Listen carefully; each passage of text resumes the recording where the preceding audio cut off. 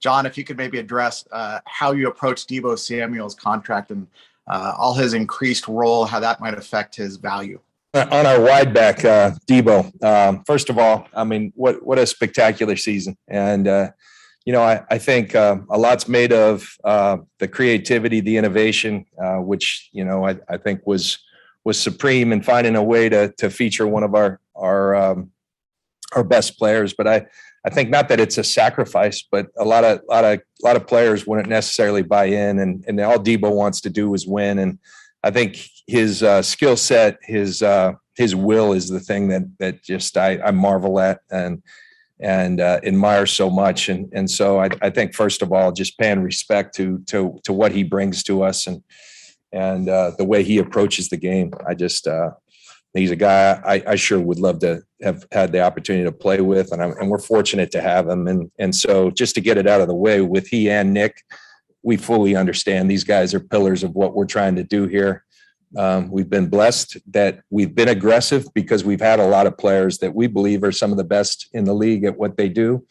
And these guys are no different. And so, we have really good lines of communication with their representatives. Those will continue. Not going to put any timelines on it, but obviously, planning has been done to account for those guys. And yes, there's some interesting dynamics with Deebo playing multiple positions, but the bottom line, he's an excellent football player. And so, I'm sure that we'll find a way to get that done. And like I said, it's been budgeted for.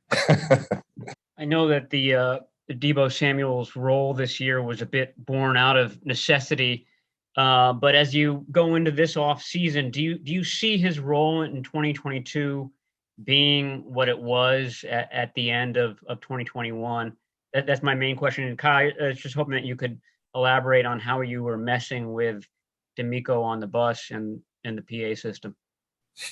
Oh, I was just trying to loosen people up. It was a pretty down crew, so I always like to embarrass people who got some big things ahead of them. So I kept messing with him for resting, and he's got interviews coming, and so he's focused. And but then quickly he didn't mess with me back out loud. I just got a text that he declined it, so it was real cool of him.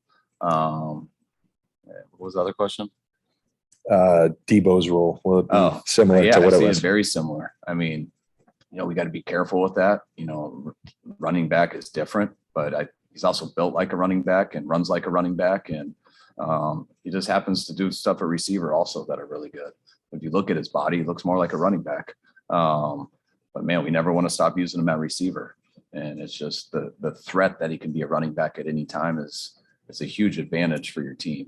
And it's a huge advantage for Deebo too. It's way you can make sure that he gets touches, and you can do that at a receiver, but not like when you just hand the ball to a guy. So we always got to keep that threat. That's what separates them. And Deebo knows that too. But I mean, these last few weeks and stuff, you don't take anything into account. It's one game or you go home. So Deebo knows that. I know that. So we're doing what we can to win.